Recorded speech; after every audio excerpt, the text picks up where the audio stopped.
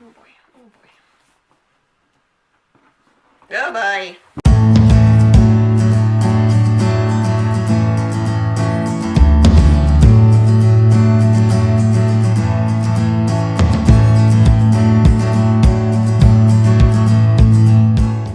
Hey everyone, on this episode of Coding with Kate, we are going to be doing another ICD-10-CM diagnosis code lookup thing. And I saw that this video is, or these types of videos, are also getting a ton of views of using the diagnosis code book and finding codes, etc. So I wanted to do one today, and as you can see, we have my camera, my really nice Nikon camera, and I'm going to see if I can do two views, one of the book and then one of me talking at the same time, so we'll see how this goes. But before we begin, I wanted to do a little bit of a refresher of the diagnosis code so we all know what makes up a diagnosis code, how many characters, etc. So if you remember from my very first video, I'll have it linked in the description below. It is a 7-character long code, or can be 7 characters long. The first 3 are your categories, so essentially that's going to be what chapter it's in and what type of disease, illness, etc. You're going to see those chapter name and then the category title within the chapter. That's roughly going to be what the first 3 characters are. And then a decimal point. And then the next 3 characters are going to explain the etiology, the anatomic site, or the severity. Just know that with all of this, you don't need to know what each character means, but this is essentially what information you're going to get. And then your 7th character is going to be extra information. Not all codes need a 7th character, and you'll see in the code book that it clearly shows a 7th character is needed. It will say that, and then there'll be a little table at the beginning of that category or subcategory telling you what each 7th character means. Now also remember, not all diagnosis codes need to be 7 characters long. They can be 3 characters long, so before the decimal point, they can be 4, 5, or 6 characters long. Sometimes you may have a code that only gives you the first 4, and then it needs a 7-character code. And in that instance, you would put an X in the other character placements that have not been filled. And today, the codes we'll be looking for, one of them actually has the placeholder of an X, so we get to see what that looks like. All right, let's get to it. Okay, so our diagnosis is aplastic anemia due to adverse effect of anti-neoplastic chemotherapy, initial encounter. Okay, so in our index, we want to look for anemia, and then under there, we will be able to look for aplastic. So we want to go to A, anemia. And aplastic will be near the beginning of the anemia main term. So we can look at anemia and then go to the subterms to find aplastic.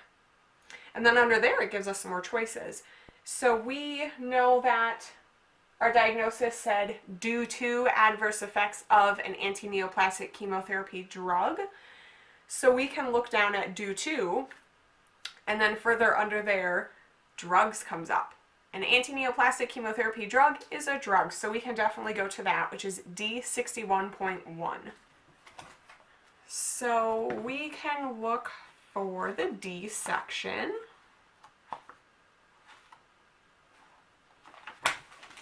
It is in blue, and on the very tops of your pages, it will give you the first 4 characters, so the letter, and then the first 3 numbered characters. So that can be an easy way to find which section of the D section you need to look for. So we need D61.1.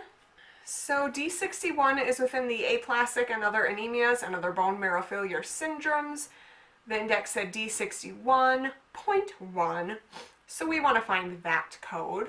And that says drug-induced aplastic anemia. And then within the orange letters that are under there, it gives us a hint of that we need another code. It says use additional code for adverse effect if applicable to identify the drug with 5th or 6th character 5. So that gave us the section that we can find the anti-neoplastic chemotherapy drug code. And then it also tells us that in the 5th or 6th character placement of our code, we need to have the number 5 in there. So that gives us more information of what our code will look like. Now we are going to go to the table of drugs and chemicals to find out what the ICD-10-CM codebook is going to consider anti-neoplastic chemotherapy drugs. So we can go to our table, look for anti-neoplastic. So there is anti-neoplastic, NEC, not elsewhere classified, or it says alkaloidal antibiotics combination steroid. Ours just says anti-neoplastic chemotherapy. Chemotherapy isn't listed under there, so we are going to stick with anti-neoplastic NEC, not elsewhere classified. And then at the very top of the page, it says what each column represents, so we know which code to look for.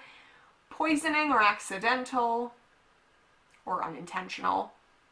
Poisoning, intentional, self-harm. Poisoning, assault. Poisoning, unidentified, adverse effect, or underdosing. We know that ours is an adverse effect, so we want to be in the second to last column. So anti-neoplastic, not elsewhere classified, we want to be in the second to last column, so it says T45.1X5. I'm going to write that down because that's a long one. So we have our first code, the aplastic anemia, and then we have our anti-neoplastic chemopherapy drug. Now let's actually go to that chapter, the T chapter, and see what other information we need, because we will need a 7th character because of the initial encounter. We need to capture that information. We have to go to T, which is in the big blue section. So the T45 section is poisoning by adverse effect of and underdosing of primarily systemic and hematologic agents not elsewhere classified. So we want to go down to T45.1 X5. And as you can see in our 6th character placement, we have that number 5, which is what our notation said with our D code. And our 5th character has the X, the placeholder, so we are in the right spot. So it says adverse effect of anti-neoplastic drugs and immunosuppressive drugs. Now, if you look next to our code, it says +7th in red. That means we do need that 7th character.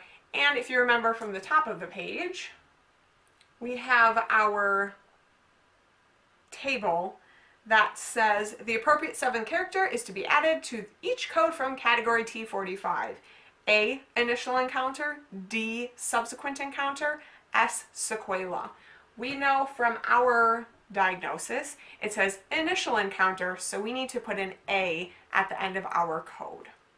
And those are our 2 codes. We have our aplastic anemia, D61.1, that gave us the notation that if we did know the information, we needed the code for the drug that caused the adverse effect. So it gave us a range within the T section. We went to our table of drugs to look for anti-neoplastic chemotherapy drug to see what it would call it.